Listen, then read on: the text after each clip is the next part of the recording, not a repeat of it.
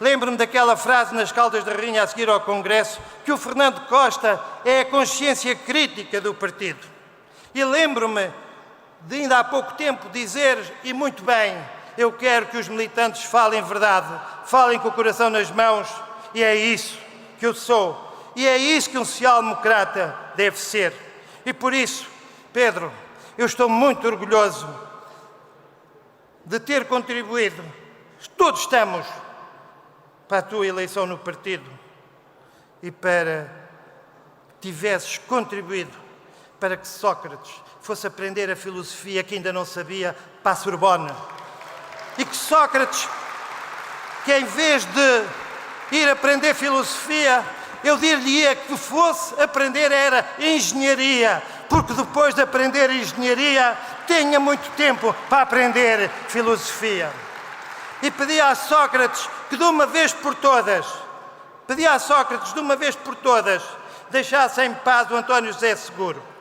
Um homem que eu conheço, que vive nas Caldas, para mim é um homem sério, é um homem de princípios. E quanto eu gostaria que Pedro Passos Coelho e António José Seguro, nas questões essenciais, nas questões de regime, estivessem mais próximos, menos crispados.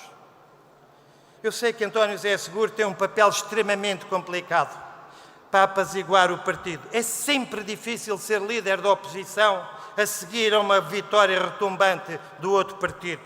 Foi difícil alguns de nossos líderes serem presidentes na oposição quando Guterres estava na mão de cima. É difícil ser-se líder do PS quando o PSD está na mão de cima, e ainda bem, e que esteja ainda mais. E é ainda mais difícil ser líder do PS quando há um outro líder que, de Paris para Lisboa, de telemóvel na mão, comanda as hostes que estão a artilhar o caminho de António José Seguro. Não é que eu tenha pena dos socialistas, mas tenho pena do mau contributo que estão a dar a Portugal. Porque hoje era a hora de Passos Coelho, de António José Seguro, de uma forma que eu gostaria mais positiva, ajudados por Cavaco Silva, que estivéssemos não a tratar das tricas e dos truques, mas a tratar dos grandes problemas que Portugal tem pela frente. Porque ou os tratamos agora ou nunca mais. António José Seguro, não estás a contribuir para a pacificação de Portugal, não estás a contribuir para que seja Portugal mais governável, mas se isso te pode dar algum proveito eleitoral, isso há de criar muitas dores de cabeça se um dia fores Primeiro-Ministro, e que sejas, mas que seja muito tarde. Tão depressa, espero bem que não. É por isso... Mas tens de concluir, Fernando. É por isso que eu gostaria de menos crispação e gostaria de mais consenso à volta da reforma autárquica, porque não? Não vão acabar 1000 freguesias, nem 1500 freguesias, Armando Vieira. Vão é juntar-se freguesias. Vai haver uma junta para 2, 3, 4 freguesias. É diferente. E tu sabes, Armando, quanto eu considero que esta reforma, perdoa-me, Miguel Relvas, não começou bem. Esta reforma devia ter começado com um projeto conjunto do PSD, do CDS e do Partido Socialista. Assim mandou a Troika, assim houve consenso à volta do memorando da Troika. E aqui um repto, Passos Coelho, um repto. As novas leis autárquicas, que são leis de regime, as novas leis eleitorais, que são leis fundamentais, a nova lei da justiça devia ser feita com os 3 partidos e não apenas com um. Porque enquanto houver 2 partidos de um lado e o PS do outro, é a crispação permanente. É as dificuldades permanentes. Eles estão a artilhar tudo. Estão a artilhar a saúde. Estão a artilhar e a levantar os problemas na justiça. E se esses problemas resultam de um memorando da Troika e quem chamou a Troika foram eles, o processo devia começar com todos. E António José Seguro até disse há poucos dias que estava disponível para partilhar, para colaborar, até porque eles têm interesse direto, mais do que interesse na lei eleitoral das autarquias. Eles estão à espera dessa lei para ganharem mais umas câmaras. Vamos chamá-los, vamos, lance-lhe o repto. Eu lançava, no seu caso, quer discutir as leis eleitorais, quer discutir a reforma, venham trabalhar, pelo menos pô-los à prova. Eu sei que eles não querem, mas pelo menos pô-los à prova. E, de facto, também não começou bem porque, sabem, eu não concordo muito que se acabem com as freguesias rurais, aquelas a 10 km da sede do Conselho. Eu tenho 14 freguesias rurais e 2 urbanas. Eu preciso tanto a mais da pequena freguesia rural a 20 km do que das urbanas. E está ali o grande presidente da Junta das Caldas da Rainha, o Vasco de Oliveira.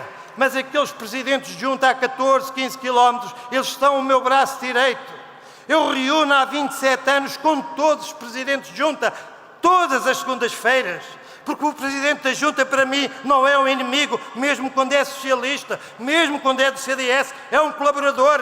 Se eu tive algum êxito, eu devo aos presidentes de junta, eu devo aos vereadores da oposição, quando fazem crítica construtiva, eu devo à Assembleia Municipal, numa franca colaboração. E por isso, há que pensar, modos inderrebos, como diriam os latinos.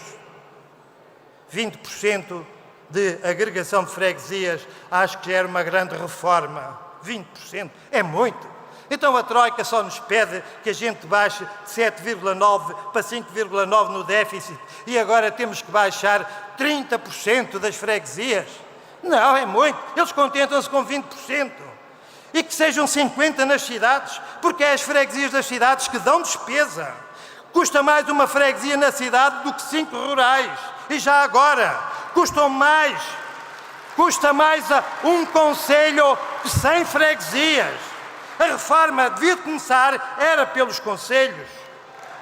Pelos concelhos é que devia começar. Eu espero que ninguém me agrida, mas eu hoje tenho que desabafar. Porque a agregação de 2 pequenos concelhos equivale, no mínimo, tenho as contas feitas, equivale a 500 mil euros. 2 concelhos, há concelhos com 1.800 eleitores, como Barrancos. Oh, Fernando, eu peço desculpa, tens de desabafar. Vou já acabar. Nós temos que cumprir. Já vou acabar. Vou já acabar. Porque nós, se queremos reduzir despesa pública, como diz a Troika, é nos concelhos. Mas quando se reduzir despesa pública, que se reduza a despesa, sim, mas que os eleitores beneficiem, que os munícipes beneficiem, porque é que quando se agregam 2 freguesias ou 2 concelhos, não se há de, a poupança que daí resulta, não há de resultar a favor dos munícipes, da população, no IMI, na recolha do lixo, noutros impostos municipais. Agora poupar para irem gastar em fogo de artifício ou para o Estado ficar com o dinheiro cá em Lisboa, então as pessoas dizem que não vale a pena. O IMI, meu caro Pedro Santana, meu caro Pedro Passos Coelho e meu caro, o IMI é um perigo que aí vem. Esta avaliação do IMI resulta em mais 500 milhões de euros. Mais 50%. De 1.000 milhões de euros passa para 1.500 milhões de euros. Vai-se traduzir numa carga fiscal de 50%. É um exagero. Não deixem que isso aconteça. Eu vou-me revoltar. Chega a 10%. Subam a uns, mas deixam àqueles que já pagam muito. Há gente a pagar 700 euros, 1.000 euros por um apartamento em Lisboa. É um escândalo. Das Caldas da Rainha é menos 25%. E eu não preciso de dinheiro para pagar as dívidas. Faz falta, claro, não faço tantas obras. Mas o Estado português está a esmiuçar as pessoas. É preciso reduzir o IMI. É preciso reduzir o IRC. É outro escândalo que um empreiteiro pague uma casa pelo valor de 100 mil euros e a casa no mercado só vale 70 mil. Isto é escandaloso. Então o Estado fica com as casas pelo valor da avaliação. Ser empreiteiro hoje, ser empresário em Portugal é quase um criminoso. Quando chega às finanças à porta, os homens têm que fugir, ou recebê-los a tiro, ou recebê-los à pedrada. Isto não tem nada a ver contigo, ó Fernando Ruas. Tem, porque é um pavor. Porque aquela rapaziada das finanças vem como gato a bofe a ver onde é que apanham o empreiteiro numa pequena situação. E são as finanças que estão a levar muitas empresas para a falência. Porque porque há muitas empresas que resistiam se não fosse a ganância das finanças. E para terminar, estou em Lisboa, meu caro Presidente da Câmara de Lisboa. Fui a correr, enquanto li este livro, comprar o livro O Caminho Aberto. Eu pensava que era o caminho aberto para abrir o túnel do Marquês, mas não é. Eu pensava que era o caminho aberto para recuperar a malha urbana de Lisboa, o casco histórico tão lindo que é a Alfama, mas não é. Percebi que era o caminho aberto para a Presidência da República. Percebi que era o caminho aberto para Primeiro-Ministro. Meu caro António, quem é autarca tem ideais. Quem está a dirigir uma Câmara não está a pensar na Presidência da República há 5 anos. Quem está numa Câmara não está a pensar em ser Primeiro-Ministro. Tem o caminho aberto. Se quer ser Primeiro-Ministro, corra para Primeiro-Ministro. Quer ser Presidente da República, corra para Presidente da República. Mas não se sirva da Câmara como trampolim, como aqueles que passaram aí por outras câmaras do PSD, em que transformaram as câmaras em autênticos guetos cheios de dívidas, só para porem a Câmara A ou B no mercado ou no mapa. Estão agora as populações a sofrer as consequências. De uma análise resumida que faço desta grande Lisboa, tão linda, tão bonita, Lisboa tem 1.000 milhões. 1.000 milhões. Lisboa tem 10 vezes mais população que as Caldas. 50 nas Caldas, 500 em Lisboa. Mas Lisboa tem 1.000 milhões de euros. As Caldas têm dívida líquida 2 milhões de euros. Lisboa tem 10 vezes mais população, mas tem 500 vezes mais dívida do que as Caldas e do que tantas outras câmaras.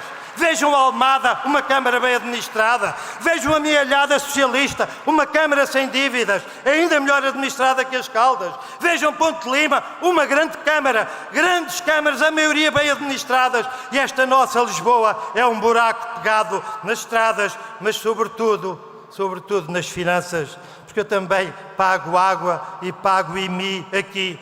Quantas pessoas de Lisboa gostavam, e eu, que sou eu, lisboeta, tenho cá uma casa, quanto eu gostava de pagar de IMI como pago nas Caldas, quanto eu gostava de pagar de saneamento como pago nas Caldas, ou como se paga por esse Fernando, país. peço desculpa. E António Costa é o grande responsável de não haver acordo nas autarquias. Não há nenhuma... Fernando, desculpa lá. Já. Não há nenhuma sugestão que te faça tirar daí. Vou só dizer isto. Eu espero que...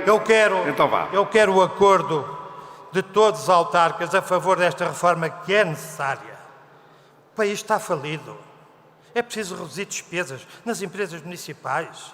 É preciso reduzir o número de vereadores. É preciso reduzir o número de freguesias, como muito bem fez António Costa aqui em Lisboa. Eu diria que foi a grande coisa que fez, mas fez-lo com o acordo e com o apoio do PSD, de um PSD responsável, de vereadores responsáveis, de uma Assembleia Municipal responsável. E António Costa, que tem o caminho aberto para tudo, porque é que não tem o caminho aberto até António Seguro para ajudar Portugal a fazer uma reforma administrativa digna, necessária, respeitador do poder local e, sobretudo, auspiciosa para aqueles que são autarcas.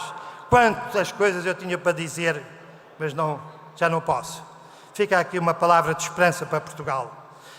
Estamos no meio da ponte, como diz o Ministro da Economia. Temos que chegar ao fim da ponte. E estou certo que sim. Coragem, Pedro. Coragem, Pedro. E deixa-me